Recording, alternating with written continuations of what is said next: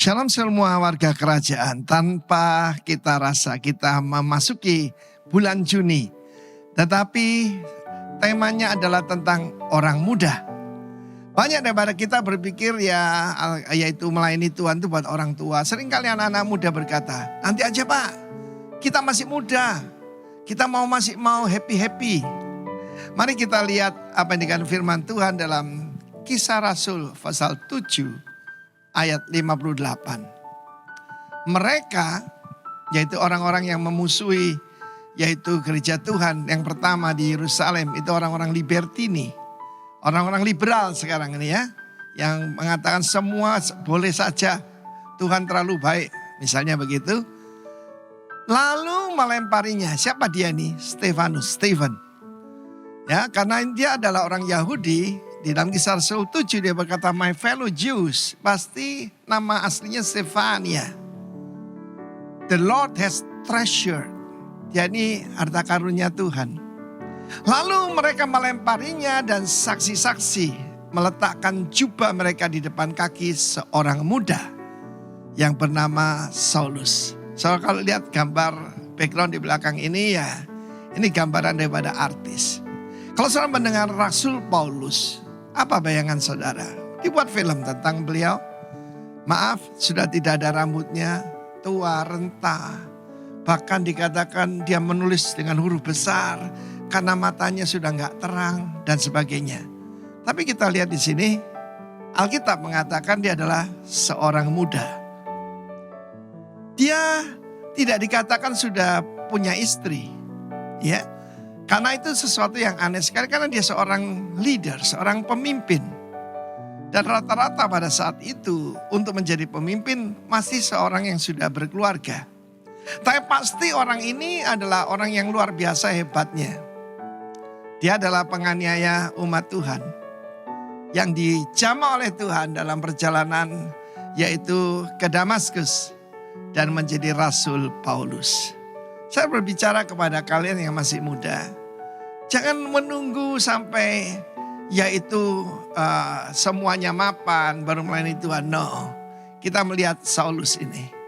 Kita melihat bagaimana dia sungguh-sungguh seorang yang sangat zealous. Seorang yang sangat yaitu fanatik saudaraku. Padahal dia murid daripada guru besar Gamaliel. Tetapi yang saya mau tekankan di sini, waktunya untuk melayani Tuhan cuma satu, yaitu sekarang. Saya menyesali sekali lagi waktu saya dipanggil untuk melayani Tuhan usia 14 tahun. Saya menolaknya. Dan baru melalui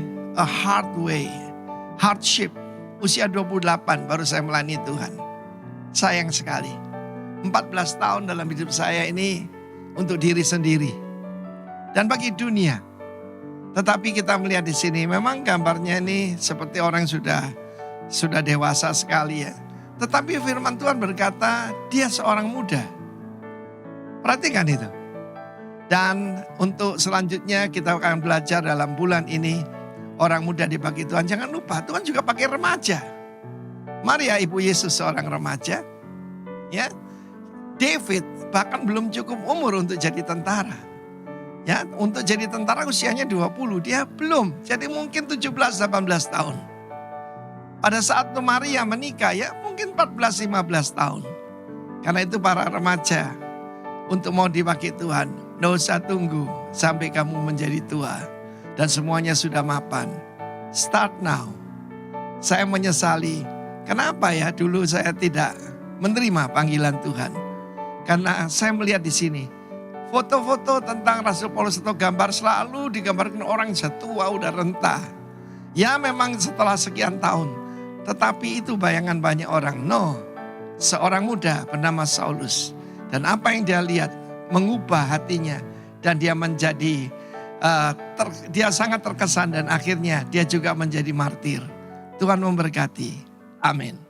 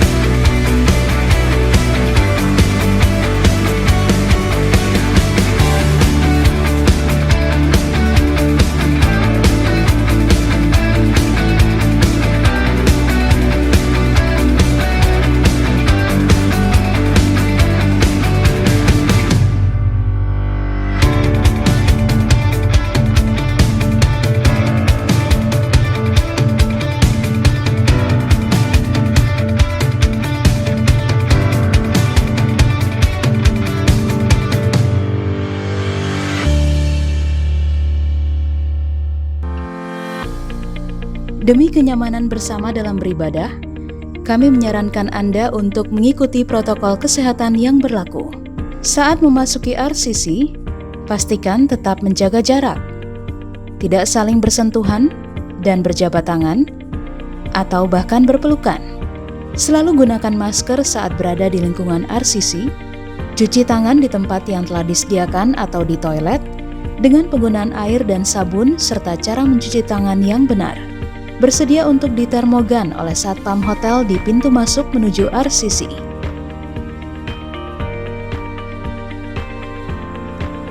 Saat masuk ke RCC, silakan berbaris dengan menjaga jarak sesuai garis merah dan bukan pada tanda silang.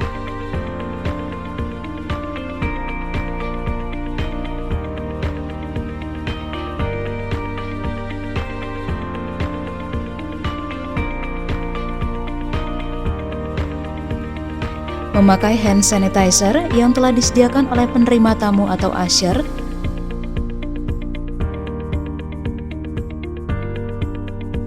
mengambil roti dan anggur untuk mengikuti perjamuan kudus.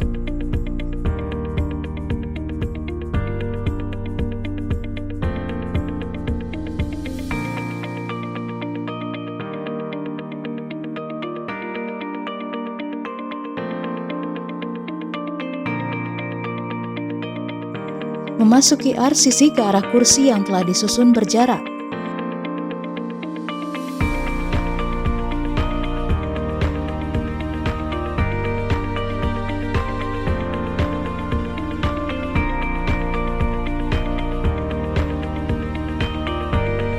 Dan tidak diperkenankan untuk memindahkan atau menggeser kursi yang telah diatur jaraknya.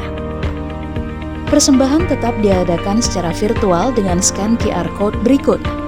Dan bagi jemaat yang tidak mempunyai aplikasinya, dapat mengambil amplop persembahan khusus di meja yang telah disediakan. Untuk memasuki ruang ibadah, pintu diarahkan satu arah. Pintu masuk lewat pintu A, kemudian pintu B.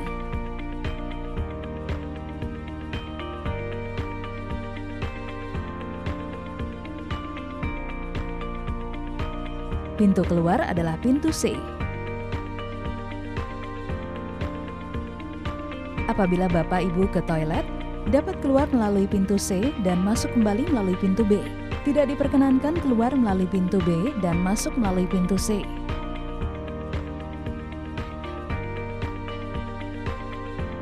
Apabila Bapak Ibu masih berada di area Community Hall, Bapak Ibu dapat keluar juga melalui pintu A, sesuai arah yang ditentukan.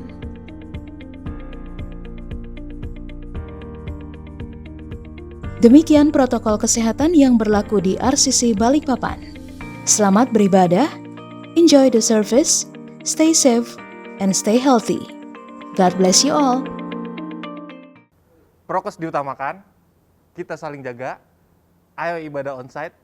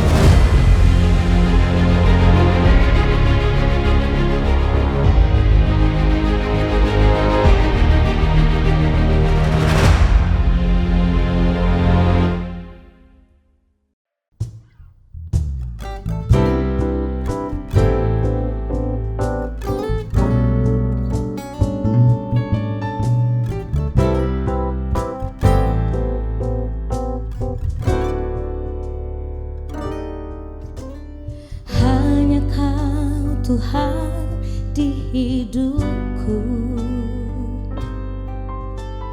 Kau berikan hidup yang baru, darah-Mu menyucikan, pulihkan hatiku,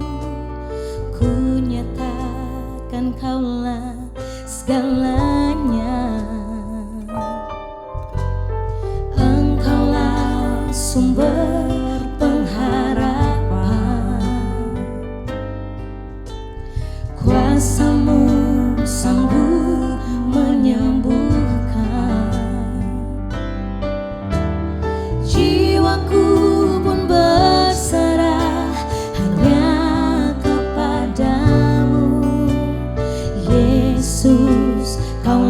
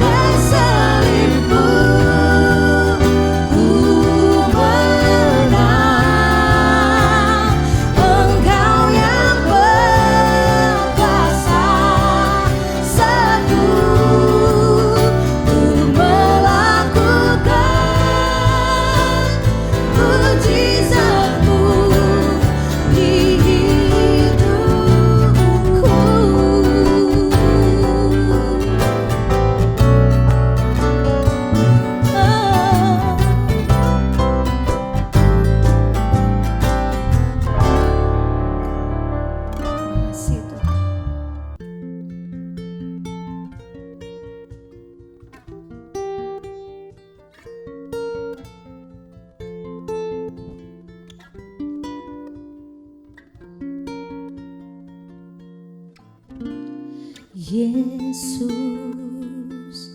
kau sungguh baik. Yesus, namamu indah. Yesus, ku cinta kau selalu, ku tinggikan, ku agungkan selamanya. Yesus, kau sungguh baik. Yesus, namamu indah. Yesus, ku cinta kau selalu, ku tinggikan, ku agungkan selamanya. Ku mau memujimu, ku selalu pujimu, ku mau menyembahmu, ku selalu sembahmu. Kau yang layak terima semua pujian, kemuliaan hanya bagi Tuhan. Ku mau memujimu, ku selalu pujimu, ku mau menyembahmu, ku selalu sembahmu. Kau yang layak terima semua pujian, kemuliaan hanya bagi Tuhan.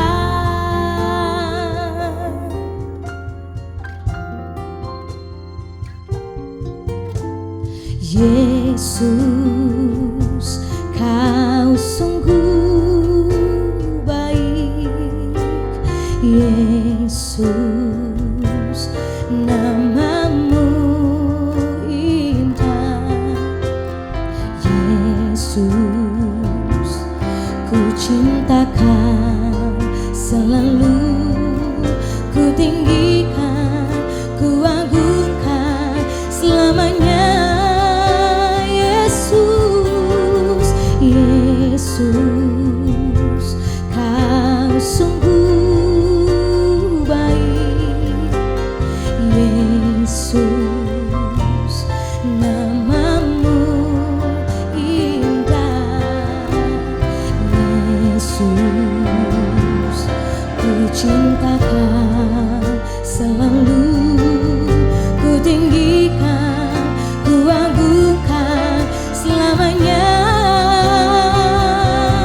Ku mau memujimu, ku selalu pujimu, ku mau menyembahmu, ku selalu sembahmu. Kau yang layak terima semua pujian, kemuliaan hanya bagi Tuhan.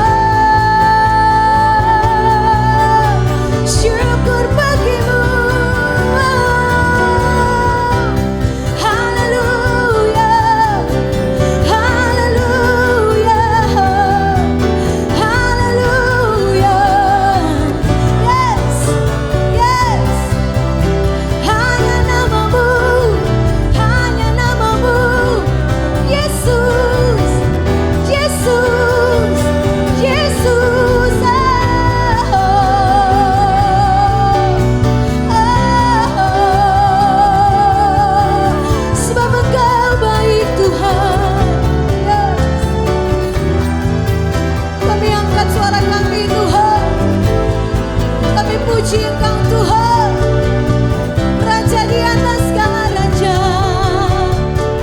Jesus, Jesus, yes, yes.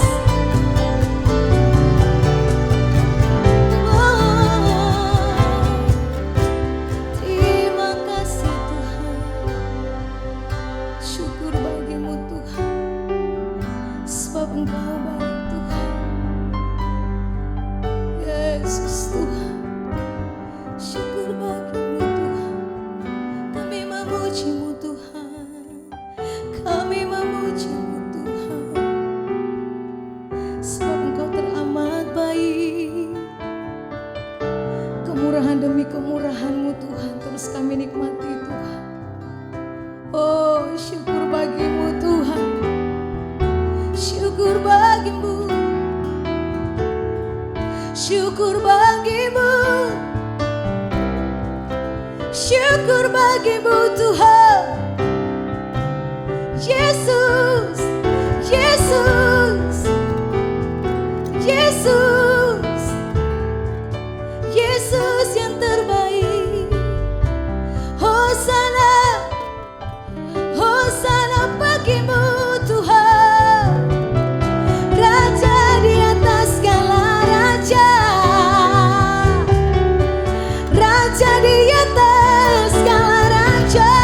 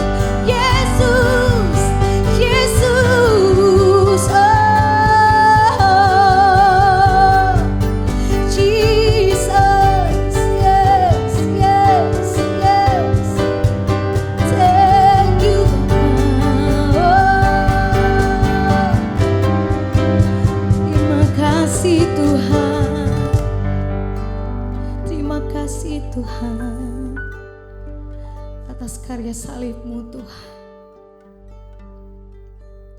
Terima kasih Yesus. Makasih Tuhan. Ya, shalom Bapak Ibu yang dikasih Tuhan. Haleluya. Sekarang kita belajar sesuai dengan tema dari Rock Ministry minggu-minggu ini, yaitu train. Latihan. Maka judul dari pelajaran kita sekarang adalah well trained, ya, atau terlatih. Terlatih dengan baik, gitu ya. Lebih mirip mahir. Well trained from good to God. Terlatih dengan baik dari cuman sekedar baik saja, tapi kepada Tuhan atau serupa Kristus. Pandemi yang belum berakhir telah melatih dengan hebat kepada sebagian orang untuk bertumbuh dari sekedar baik menjadi luar biasa. Itulah sebabnya saya renungkan akan pesan Tuhan sekarang, maka ketika disesuaikan dengan tema ini yaitu train, maka saya kemudian berpikir bahwa betul ya, pandemi telah melatih kita dengan cara yang unik, dengan cara yang hebat. Saya bilang kepada sebagian orang, karena tidak semua orang rupanya, masa pandemi ini mereka terlatih dengan baik. Mereka well trained untuk semakin serupa Kristus. Hanya kepada sebagian orang, mereka bertumbuh dari sekedar menjadi orang baik, dan kemudian menjadi seperti Kristus. From good to God. Ada ayat yang bagus sekali tentang hal ini, ayat yang sudah beberapa kali kita bahas beberapa waktu yang lalu, 1 Timotius pasal 4 ayat 7. Bagian B, latihlah dirimu beribadah.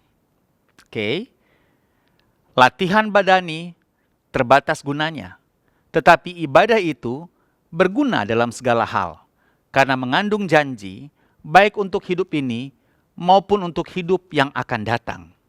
Wow. So dikasih Tuhan, Alkitab sendiri sudah mengatakannya.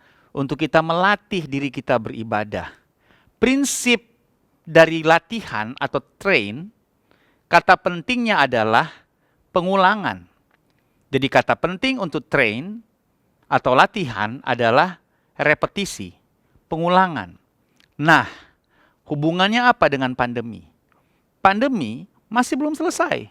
Bahkan kita tidak tahu kapan selesainya. Dan karena itulah, dalam waktu atau termin yang panjang ini, sejak tahun lalu, harusnya pada titik ini, kita kemudian sudah dalam posisi well trained, ya, terlatih dengan baik, gitu ya, terlatih kita, terlatih untuk banyak hal. Nah, banyak hal itu apa? Itu akan kita bahas sekarang. Tapi setidaknya di KK atau di Komsel yang saya ikutin, saya melihat diskusi di antara kami. Bagaimana pandemi ini memang kita harus akui telah menghajar semua sendi-sendi kehidupan, ya. Semua gitu ya. Beberapa, kebanyakan mungkin sudah mulai berdamai, sudah mulai move on, sudah mulai bisa hidup kembali, mungkin dengan cara yang baru, dengan adaptasi yang baru, dengan bisnis mereka atau profesi mereka masing-masing. Tapi jangan lupa, tidak sedikit yang sampai sekarang masih belum bisa move on, karena memang situasi memaksa mereka tidak bisa, gitu ya. Misalnya dalam hal jualan. Banyak yang sudah bisa move on karena yang dia jual cocok dengan situasi pandemi. Tapi beberapa orang lapor ke saya, cerita ke saya, jualan tidak semudah dulu, ya. Mencapai target semakin sulit, gitu. Sangat sulit.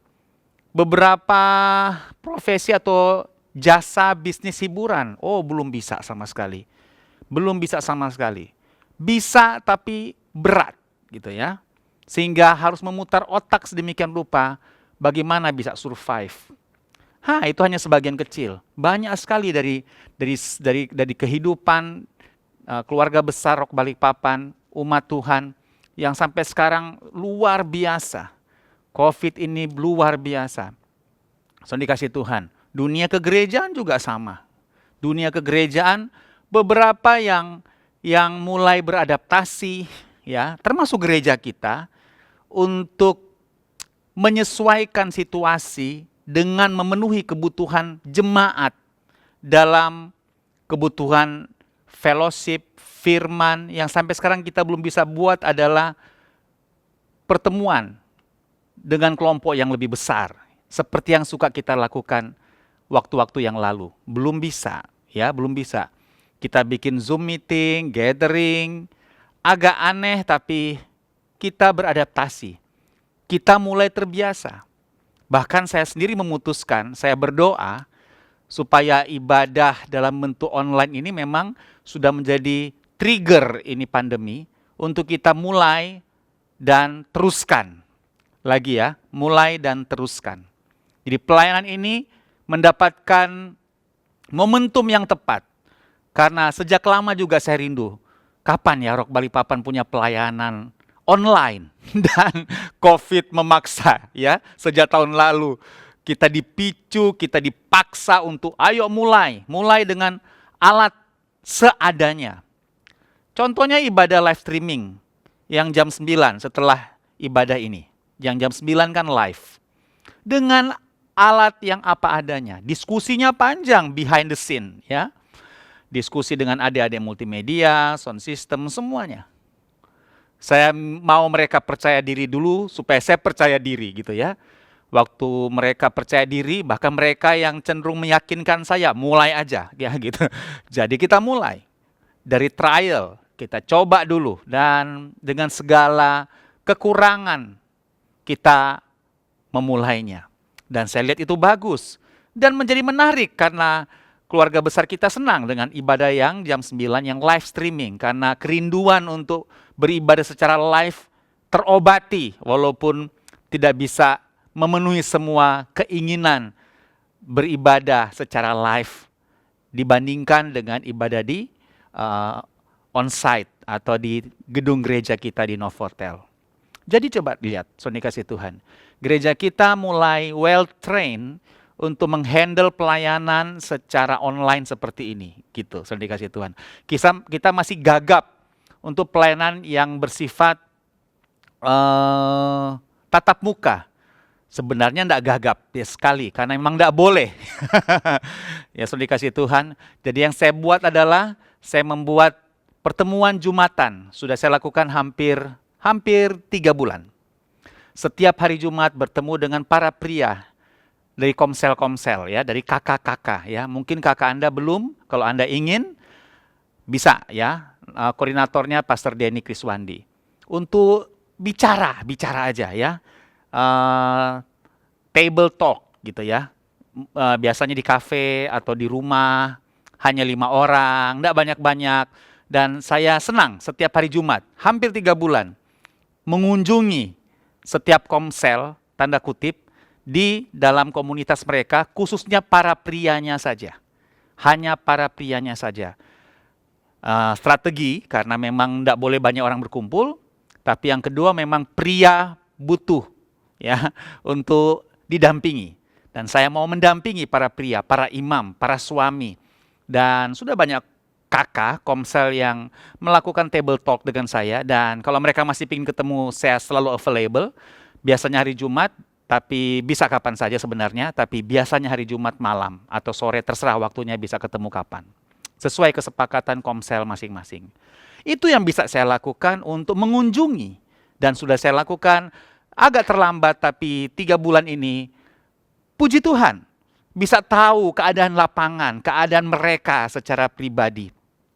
Bisnis mereka, usaha mereka, rumah tangga mereka, emosi mereka, bisa dikasih Tuhan. Inilah yang gereja kita lakukan di dalam rangka pengembalaan ini. Dikasih Tuhan dengan segala keterbatasan yang ada ya, bahkan keterbatasan yang memaksa, memang nggak boleh gitu ya. Sudah pengen tapi nggak boleh.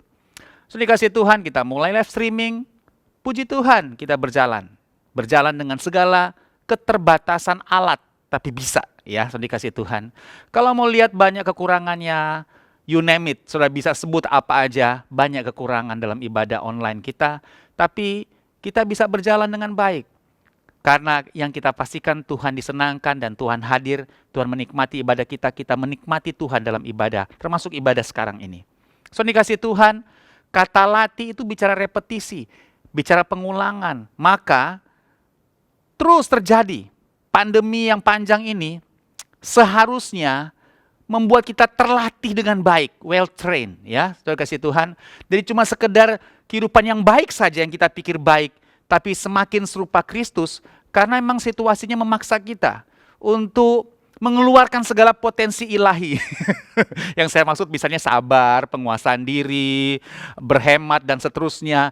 Segala potensi ilahi, termasuk kerendahan hati. Saya dapat cerita dari salah satu anggota komsel saya, ada orang yang dulu kaya, dikenal kaya, akhirnya di luar negeri, bukan di Indonesia, harus jadi satpam. Dan dia bilang, saya harus merendahkan diri sedemikian rupa, karena orang kenal siapa saya. Tapi sekarang masih muda, enggak punya pekerjaan dengan di luar dugaan gitu, karena emang COVID ini di luar dugaan, dan dia harus jadi satpam. Enggak apa-apa, satpam tidak ada masalah sebenarnya. Itu pekerjaan yang mulia, semua pekerjaan sama, tapi dia sangat jauh komparasinya dari seorang yang punya profesi yang baik, seorang yang dikenal kaya bahkan, dan sampai harus seperti itu, saudara dikasih Tuhan. Demikian saudara, pandemi memaksa kita untuk kemudian kita terlatih atau tidak sama sekali. Alkitab bilang tadi, latihlah dirimu beribadah. Dia kasih perbandingan, latihan badani terbatas gunanya, tapi ibadah berguna dalam segala hal. Oke, saudara dikasih Tuhan, di masa pandemi ada hal yang menarik yang terjadi, termasuk di keluarga besar Rock Balikpapan. Minat olahraga menjadi subur gitu ya. Teman-teman jadi suka sepeda, jadi suka lari atau running, suka jogging, suka fitness. Wow, saya senang sekali. Saya masih rutin setiap minggu 3 kali dengan Yanti, dengan istri saya. Rutin, minimal 45 menit kita jogging ya. Setiap minggu, rajin 3 kali, saudara dikasih Tuhan. Nah rupanya keluarga besar Rock Balikpapan rajin ya, banyak, bangkit. Olahragawan baru di Rock Balikpapan gitu ya. Luar biasa. Tapi Alkitab bilang, latihan badani seperti itu terbatas gunanya loh. Terbatas gunanya. Perlu, apalagi untuk imun, perlu. Tapi terbatas.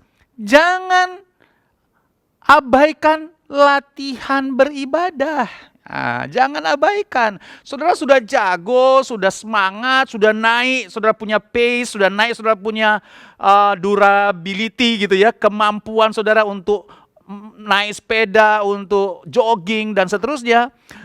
Yes, good. Tapi bagaimana dengan ibadah? Nah, ini mengingatkan kita ya, supaya ibadah juga dilatih. Dilatih juga ibadah. Tidak hanya badani, tapi ibadah juga dilatih. Oke, saya tahu pertanyaan kita sekarang, ibadah yang seperti apa yang dimaksud untuk dilatih? Ibadah apa? Online service? KK, Komsel? Ibadah apa? Mari kita lihat rujukan ayatnya, Roma 12. Ayat terkenal juga. Ayat 1. Karena itu saudara-saudara, demi kemurahan Allah aku menasihatkan kamu supaya kamu mempersembahkan tubuhmu sebagai persembahan yang hidup, yang kudus dan yang berkenan kepada Allah. Kepada Allah, to God. From good to God, itu judul pembahasan kita sekarang kan. Yang berkenan kepada Allah, itu adalah apa? Ibadahmu yang sejati. Nah, oke. Janganlah kamu jadi serupa dengan dunia ini, tapi berubahlah oleh pembaharuan budimu sehingga kamu dapat membedakan manakah kehendak Allah. Apa yang hanya good, acceptable, atau yang berkenan, yang dapat diterima kepada Allah, dan yang perfect, yang sempurna, yang great, yang dikasih Tuhan. Nah, jadi apakah ibadah yang dimaksud untuk dilatih? Ibadah yang dimaksud dilatih adalah mempersembahkan tubuh kita sebagai persembahan yang hidup, yang kudus, yang berkenan kepada Allah, yang berubah oleh pembaharuan budi kita, sehingga kita dapat membedakan mana yang baik, berkenan, dan yang sempurna. Itu ibadah, itu yang dilatih. Bukan cuma sekedar kehadiran di online service, yang mana itu harus, kakak Komsel harus, Komsal harus sebenarnya. Yes, itu ibadah, tapi ibadah yang dimaksud dalam konteks ini adalah bagaimana kita terlatih, tubuh kita terlatih. Ya, terlatih. Segala eksistensi kehidupan rohani kita terlatih, sudah dikasih Tuhan. Itu ibadah, ya. Jadi kalau bagannya begini, kita sebenarnya sekarang, dari tahun lalu saya sudah sampaikan bahwa untuk berhenti menunggu kapan pandemi selesai. Lihatlah pandemi sebagai training camp yang panjang. Kita tidak pernah tahu soalnya. Bisa dipastikan 2021 masih belum. Tahun ini bisa dipastikan. Sekarang bulan Juni masih belum, sudah bisa dipastikan. Ini sudah semester pertama, mau masuk semester kedua. Sudah hampir dipastikan, ya. Belum selesai 2021. Coba ingat tahun lalu, di awal-awal kita pikir ketika bulan Maret lockdown atau PSBB, kita pikir nanti bulan Juni selesailah COVID ini tahun lalu. Kemudian prediksi masih panjang sampai September 2020 tahun lalu. Masih September. Kita pikir masih September. Kemudian kita mulai menyadari ketika kita ada di bulan Agustus, kayaknya belum ini September. Bahkan kita mulai mengakui kayaknya sampai akhir tahun 2020 tahun lalu masih belum. Dan masuk Januari kita semakin pasrah kan, memang masih panjang kayaknya ini. Itulah sebabnya saya katakan, enggak usah tunggu kapan pandemi selesai. Fokus kita kepada God, kepada Tuhan, ya. Dan pandemi ini adalah kendaraan, ini training camp. Ada banyak proses pengulangan. Makanya jangan heran, saya dengan sengaja di setiap materi KK, bahan KK kita yang kita diskusikan, kadang-kadang pertanyaannya mirip-mirip dengan minggu-minggu kemarin. Sebab, kalau saudara mau rendah hati, komitmen kita di minggu lalu pun masih belum selesai kita lakukan. Harus ada repetisi. Jadi saya sengaja di bahan diskusi itu mirip-mirip. Saya sengaja. Karena memang saya percaya repetisi dan saya memaksa keluarga rohani saya untuk merepetisi segala komitmen yang telah kita lakukan, kita ambil minggu lalu, bulan lalu, 2 bulan lalu, karena belum tentu juga kita sudah mengalami proses from good to God, gitu ya. Semakin serupa Kristus itu perlu pengulangan. Nah, pandemi ini yang masih belum tahu 2021, 2022 kah? Amin, 2020 selesai. Herd immunity, yes. Saya pun tidak sabar sebenarnya. Tapi kita tidak pernah tahu kan maksudnya. Belum lagi yang mengagetkan, strain-strain atau varian-varian baru lagi yang katanya lebih ganas. Belum lagi ada potensi virus baru di luar COVID dan seterusnya. Kita tidak pernah tahu, saudara. Oleh sebab itu, sudahlah lewat pandemi ini, tidak usah tunggu dia selesai, tapi lihatlah Tuhan, lihatlah Kristus, di mana kita terlatih dengan baik dalam proses pengulangan kesulitan pandemi. Karena kita memang terpaksa atau dipaksa di dalam musim khusus ini. Baiklah, saya langsung memberikan kepada saudara seperti biasa 3 bagian dari hidup kita yang bisa dilatih dengan baik oleh pandemi yang berkepanjangan ini. Ada 3 bagian dari hidup kita yang bisa dilatih dengan baik, well trained oleh pandemi yang berkepanjangan ini. Nomor 1, pandemi melatih cara kita berpikir dengan pikiran Kristus atau perspektif firman. Pandemi melatih cara kita berpikir. Tergantung, sekali lagi, apakah kita mau dilatih oleh pandemi ini, oleh kesulitan ini. Atau memang kita malas dan kita tidak mau berubah gitu ya. Alkitab berkata, Amsal 23:7, sebab seperti orang yang membuat perhitungan dalam dirinya, sendiri demikianlah ia. Ayat terkenal, karena bahasa Inggrisnya itu memberikan pengertian yang jelas. For as he think in his heart, so is he. Sebagaimana seorang berpikir di dalam hatinya, demikianlah dia. Nah, coba lihat pandemi. Pandemi, saudara dikasih Tuhan, bisa menjadi sangat sulit kalau pikiran kita tidak kita kendalikan. Ada perang di dalam pikiran kita. Antara kita menerima situasi atau tidak, antara kita kecewa atau tidak, antara kita bingung atau takut atau khawatir, atau kita kemudian memilih untuk beriman, untuk mengizinkan Tuhan menuntun kita untuk bangkit dan tidak putus asa. Segala macam pikiran yang bisa kita izinkan, yang bisa kita pilih untuk kita renungkan. Segala macam, termasuk segala macam itu pikiran-pikiran toksik atau pikiran-pikiran yang negatif.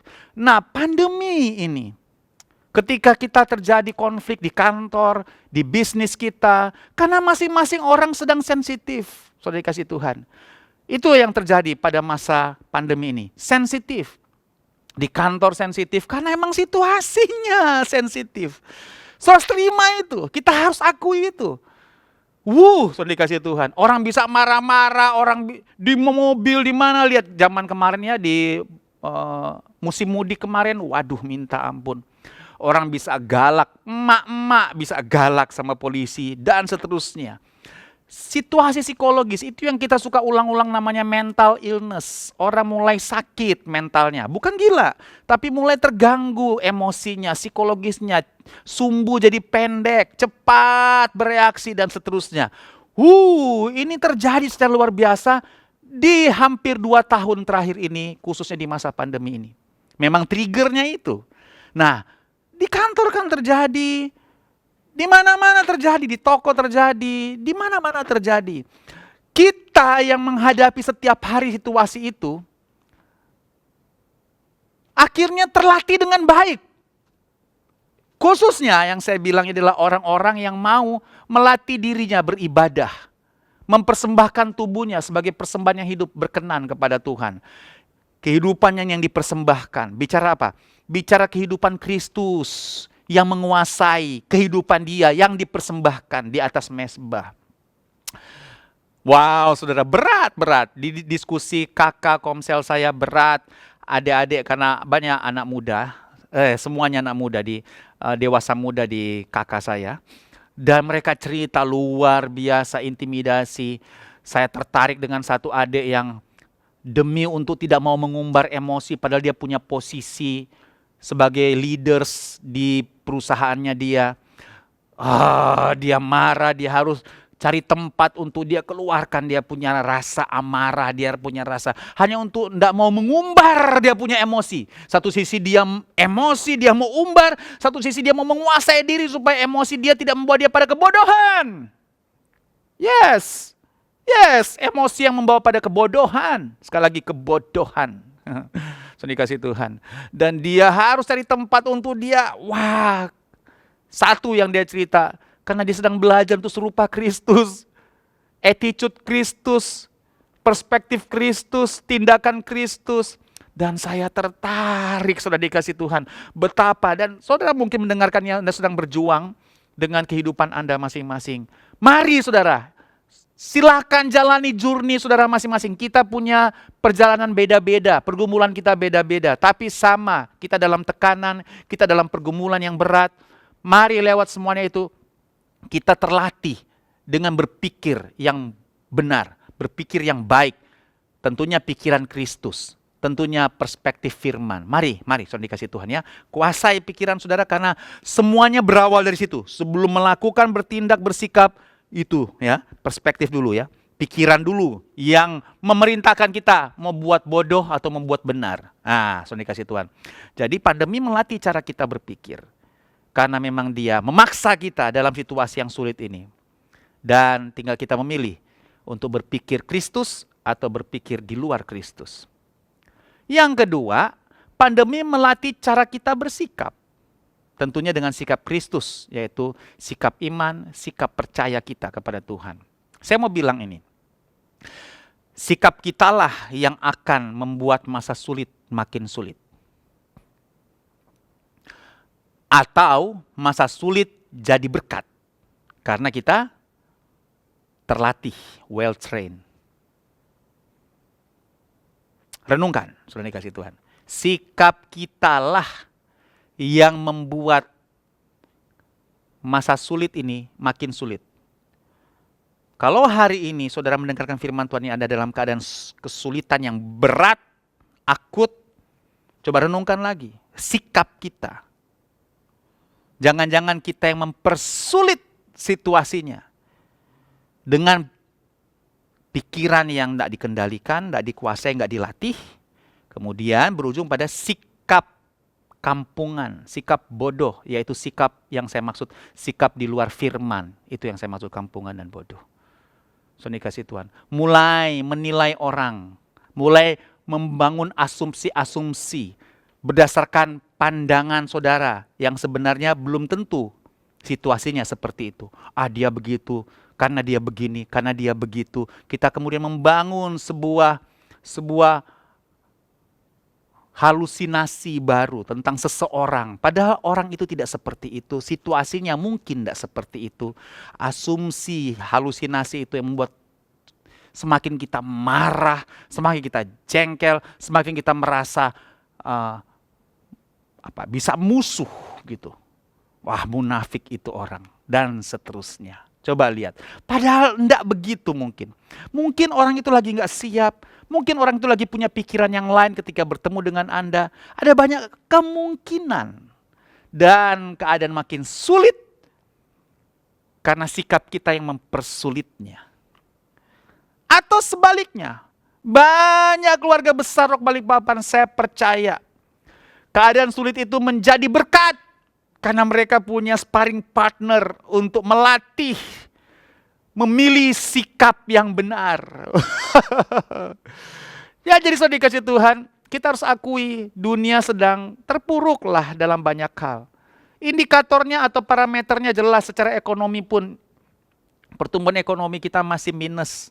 Pemerintah sedang optimis untuk bisa bertumbuh 4-5%, bahkan bisa 7%, optimis sekali. Tidak apa-apa, kita aminkan saja. Namun faktanya parameternya masih negatif, masih minus. Nah, itu tidak bisa terbantahkan lagi bahwa keadaan memang sangat sulit. Orang-orang lagi sulit. Ada banyak difficult people baru. Lagi saya bilang ya, ada banyak orang sulit yang baru. Bukannya OKB, orang kaya baru. Tapi ada orang sulit baru, difficult people. Kenapa? Karena karakter adalah respon waktu tertekan. Nah, pandemi ini kan banyak menekan orang, jadi aslinya keluar semua. Nah, ketika aslinya keluar, orang yang tidak terlatih dengan firman, semakin sulit, difficult people.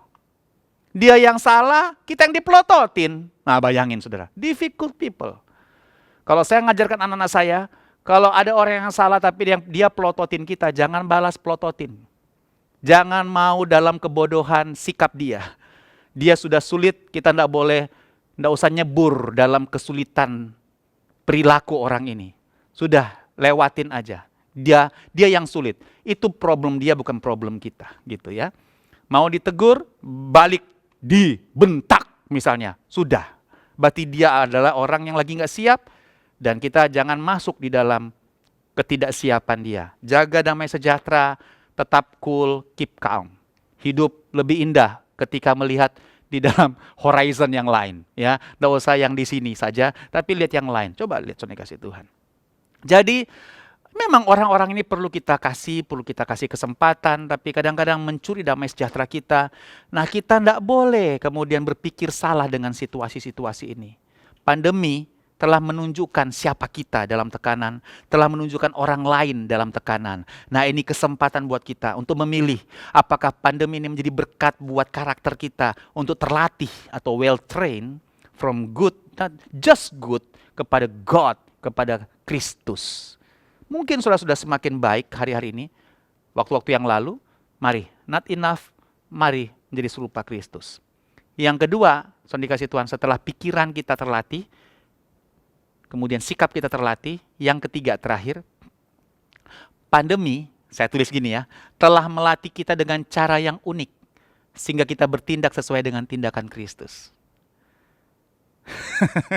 Pandemi telah melatih kita dengan cara yang unik. Kenapa cara yang unik? Karena pandemi seolah memaksa kita untuk merubah cara kita bertindak. Dari sekedar baik menjadi serupa Kristus. Memaksa gereja Rock Balikpapan untuk merubah pola penyelenggaraan ibadah. Dari RCC kepada YouTube. Dipaksa kita ini. Ada banyak pemaksaan-pemaksaan yang terjadi. Jadi kita terpaksa sebenarnya, saudara dikasih Tuhan. Kemarin saya diundang dalam pelayanan di Polda Kaltim. Dan saudara dikasih Tuhan, saya cerita kepada teman-teman di Polda, Kaltim, bahwa saya sangat kagum dengan, bukan hanya karena Kapolrinya adalah seiman, tapi karena keputusan dia dengan istilah restoratif justice. Saudara dikasih Tuhan, kalau saya tidak salah sebut ya, yaitu pola pendekatan humanis yang tidak buru-buru untuk membawa orang ke dalam tahanan, tapi didamaikan dulu. Nah itu pola yang baru, pola humanis, pendekatan yang humanis dari Polri, ya, restoratif justice, yaitu pola yang lebih humanis dari polisi. Saya kasih contoh, makanya suka ada meme ya sekarang, pakai meterai saja. Nah itu efeknya sebenarnya. Jadi kalau ada orang lagi ribut, ada ini ibu-ibu yang lagi bentak-bentak polisi, waktu mudik kemarin ada mbak-mbak juga yang naikkan kaki di dashboard, itu bisa diperkarakan. Tapi cukup minta maaf, surat di atas meterai, tidak semuanya harus diperkarakan masuk pengadilan. Nah itu sebenarnya strategi baru dari Kapolri. Dan beberapa pengamat mengatakan cukup berhasil menekan angka kejahatan. Walaupun dalam parameter yang lain mungkin banyak orang nggak setuju. Tapi ini adalah sebuah pendekatan yang berbeda. Pendekatan pendamaian. Polisi menjadi mediator, mediasi dari pihak-pihak yang bertikai. Jangan buru-buru ke pengadilan. Ayo, humanis, didekati, bikin pembicaraan kekeluargaan dulu. Jangan langsung diperkarakan. Nah itu pola yang baru.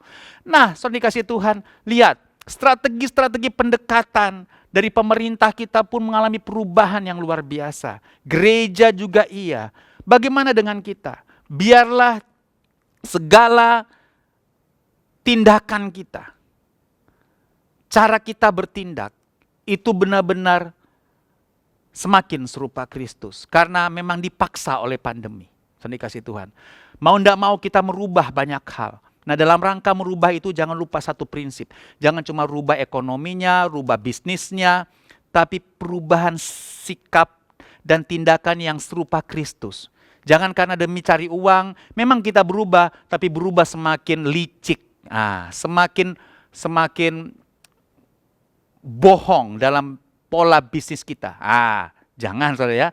Tapi itu yang saya bilang tadi.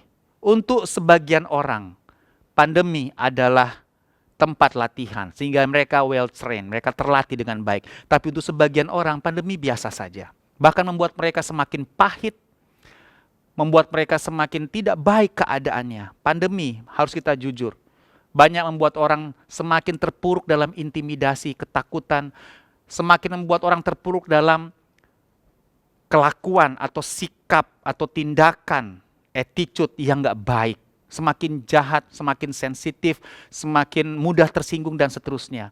Saudara jangan mau. Kita harus semakin serupa Kristus. Pandemi paksa kita untuk semakin serupa Kristus.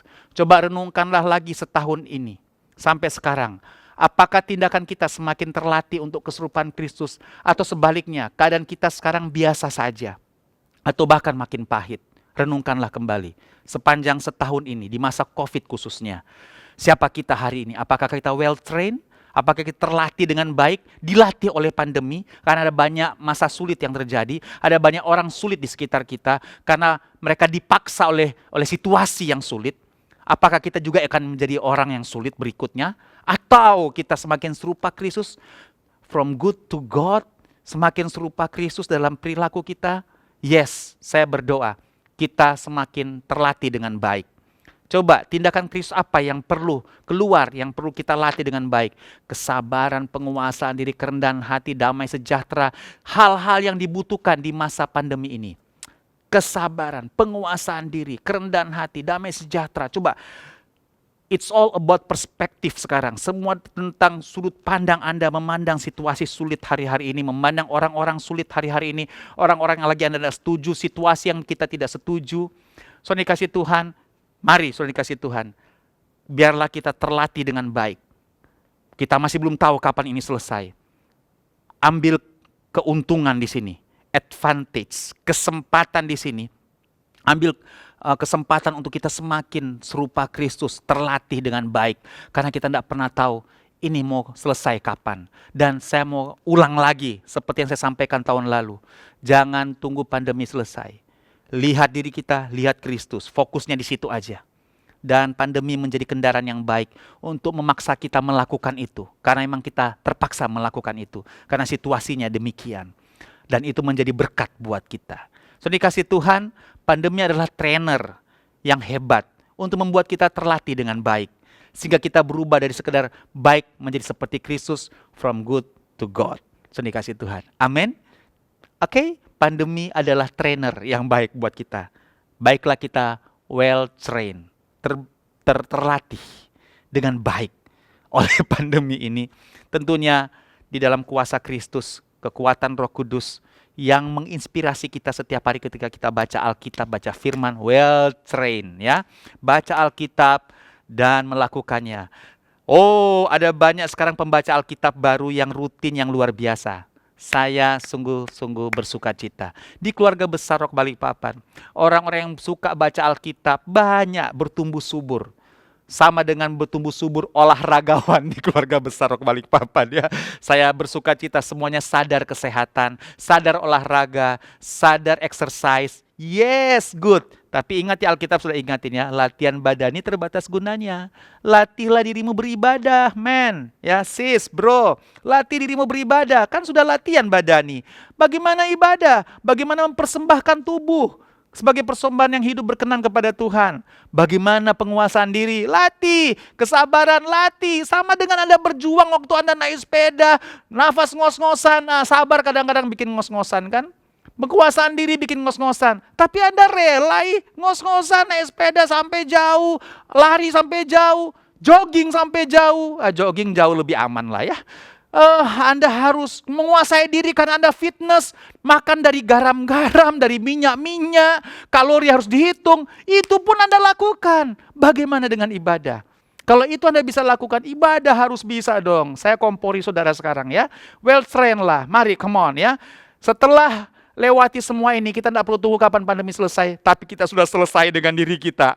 Keren banget. Pandemi belum kelar, kita sudah kelar dengan diri kita. Kita tidak nuntut banyak diri kita. Tidak terlalu keras dengan diri kita. Karena Tuhan mengasihi kita. Tuhan tidak keras sama diri kita. Jangan keras sama orang lain. Jangan keras sama suami. Jangan keras sama istri. Jangan keras sama anak. Saya mengalami itu dalam hubungan saya dengan anak-anak saya. Keman, sudah dikasih Tuhan ya. Hidup tidak akan bisa diputar ulang 2 kali. Anak-anak bertumbuh semakin cepat. Mari rasakan sorga di rumah saudara. Istri semakin bertambah usia, kita pun tambah tua. Nikmati sorga di bumi, di dalam keluarga saudara. Itu sebuah kemewahan yang kita punya sekarang. Apa itu? Suami, istri, anak, cucu, kemewahan sudah dikasih Tuhan. Tapi suami bikin pergumulan, istri seperti ini, cucu begini, anak begini. Come on, well trained ya. Perspektif kita penting. Ya, ada banyak nano-nano lah, asam manis, garam, pahit, enggak ya, nano-nano enggak pahit ya. Sudah dikasih Tuhan. Ada banyak rasa kehidupan, tapi bahwa Anda semakin susah, semakin sulit, semakin bodoh, semakin kampungan, kita yang putuskan. Ada Roh Kudus bersama kita. Kita partnernya Roh Kudus. Amin. Wow, luar biasa. Mari kita berdoa. Bapak terima kasih, kami bersyukur untuk firman-Mu. Dan sekarang ini minggu pertama, kami sangat-sangat bersuka cita. Kembali kami akan bersekutu dengan tubuh dan darah-Mu. Kami siapkan roti dan anggur ini dengan memandang kepada Engkau Tuhan. Hati kami tertuju kepadamu. Kami lakukan perjamuan kudus. Bukan karena kebiasaan rutin yang harus dilakukan dalam ibadah ini. Tapi karena kami mau mengingat 3 hal ini. Bahwa aku telah disalibkan bersama dengan Yesus. Keakuanku.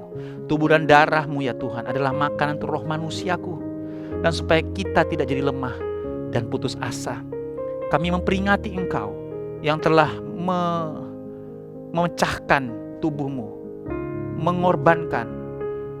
Membasuh kami dengan darah-Mu dalam pengorbanan di kayu salib. So we thank you Lord Jesus. For your sacrifice. For your love. And grace. We thank you Jesus. For your body and blood. Dan kami percaya tubuh dan darah-Mu ini adalah benar-benar kesempatan kami untuk bersekutu dengan Engkau. Dalam nama Yesus yang siap perjamuan kudus katakan amin. Sambil berdiri, saudara dikasih Tuhan, mari pegang roti saudara. Kita angkat tinggi-tinggi. Pegang dada kita sebagai tanda penyerahan kepada Tuhan dan pandang Yesus. Gereja, pada malam waktu yang diserahkan, ia mengambil roti, ia memecah-mecahkannya berkata, inilah tubuhku yang diserahkan bagi kamu, perbuatlah ini jadi peringatan akan aku. Gereja, bukankah roti perjanjian yang kita ucapkan syukur ini sesungguhnya adalah persekutuan kita yang mahal dengan firman yang hidup dengan tubuh dari Yesus Kristus. Amin. Makanan dengan syukur dalam nama Tuhan Yesus.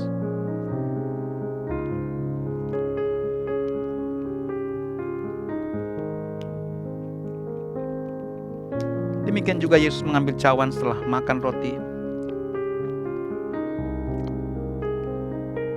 Dan dia berkata, inilah darahku yang dicurahkan bagi kamu, perbuatlah ini jadi peringatan akan aku. Angkat tinggi-tinggi tangan kiri pegang dada saudara sebagai tanda penyerahan. Taruh iman saudara di dalam perjamuan kudus ini. Percaya ada kuasa untuk kesembuhan. Amin. Anda yang sakit, pandang Yesus. Mujizat ada, tapi sadarilah tujuan Tuhan memberikan mujizat. Maksud Tuhan memulihkan, tangkap itu dari Tuhan. Gereja, bukankah cawan perjanjian kita angkat tinggi ucapkan syukur ini sesungguhnya adalah persekutuan kita mahal dengan darah yang memulihkan, menyembuhkan. Darah dari Yesus Kristus. Amin. Minumlah dengan syukur dalam nama Yesus.